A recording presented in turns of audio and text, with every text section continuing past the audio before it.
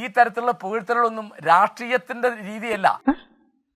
അതുകൊണ്ടാണ് ഇതേവരെ പറയായിരുന്നത്. ഓ ഏമാനായിരുന്നോ? സ്ഥലമുണ്ട്, ഞാൻ അറിഞ്ഞില്ല. കേന്ദ്ര ഏജൻസിക്ക് മുഖ്യമന്ത്രിയിലേക്ക് എത്താൻ സാധിക്കാത്ത കാര്യം അതാ ഞാൻ ഫസ്റ്റിലേ പറഞ്ഞത്. ആ ചോദ്യത്തിന് ഞാൻ പറഞ്ഞ മറുപടി എന്താ? അത് മുഖ്യമന്ത്രി സൂര്യനെ പോലെയാണ്. മുഖ്യമന്ത്രി സൂര്യനെ പോലെയാണ്. സൂര്യനാ നീ ഗ്രഹണം പിടിച്ചു നിൽക്കുന്ന സൂര്യൻ വേണമെന്ന് പറയാം. അതിന് അടുത്തെത്താൻ പറ്റില്ല. പിന്നെ സൂര്യന്റെ അടുത്ത് എത്തിയാൽ കരിഞ്ഞു പോന്ന് പറഞ്ഞില്ല. തെറ്റായ ഒരു കാര്യത്തിനും അതിനടുത്തെത്താൻ പറ്റില്ല എന്നാണ് ഞാൻ പറഞ്ഞതിന്റെ അർത്ഥം. സൂര്യന്റെ അടുത്ത് എത്തണ്ടെന്ന് ഇവിടെ വഴിയിൽ പിന്നെ എസ്കോർട്ടിന് മുമ്പിൽ എത്തിയാൽ തന്നെ കരിഞ്ഞു പോകും.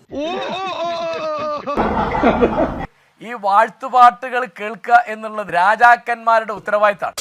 മുന്നണിയിലെ ഉന്നതരായ നേതാക്കന്മാര് പറയാണ് എന്ത്, ഇദ്ദേഹം സൂര്യനാണ്, സൂര്യനൊന്നല്ലേ ഉണ്ടാവുള്ളൂ, പിന്നെ അതിന്റെ സംശയം. അതുപോലെ ഇദ്ദേഹത്തിന്റെ പാദസ്പർശമേറ്റ മണ്ണ്, കൂട്ടുകാരും സഞ്ചരിച്ച ബസ് കാണാനും തൊടാനും ഒക്കെ ആളുകൾ വരും. ഒരു റീ എൻട്രിക്ക് ശ്രമിക്കുമ്പോ ആരംഭത്തിൽ അപമാനം. സൂര്യൻ എന്ന് വിളിക്കാൻ ഗോവിന്ദ മാഷക്ക് തോന്നിയിട്ടുണ്ടെങ്കിൽ അദ്ദേഹത്തെ മാനസിക രോഗാശുപത്രിയിലാക്കണം. അത് മുഖ്യമന്ത്രി സൂര്യനെ പോലെയാണ്. നീയാണ് സൂര്യൻ, നീയാണ് ചന്ദ്രൻ.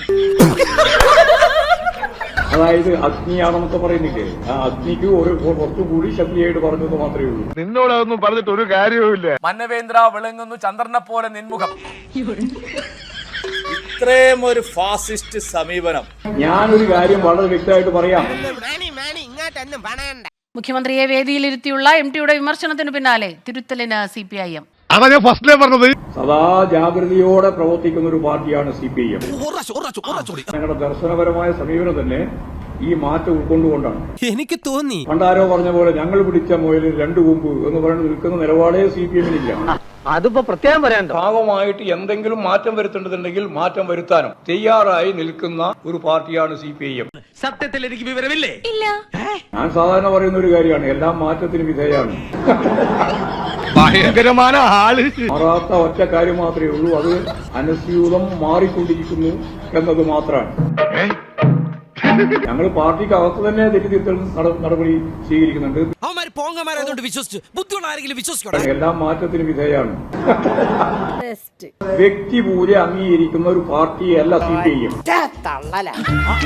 ഇങ്ങനെ ഒരു തരത്തിൽ പിണറായി ഭക്തന്മാരായിട്ട് എന്തിനാണ് മാറുന്നത്? പിണറായി എന്നാ ദൈവം തമ്പുരാനാണ്. ഇതെന്താണ്, നമ്മൾ രാജാധിപത്യത്തിലേക്ക് മടങ്ങിയെത്തിയോ? ശരി, എന്തിനാ ആളുകൾ പടക്കം പൊട്ടിച്ചേ? ഇന്ന് വിഷുവാ.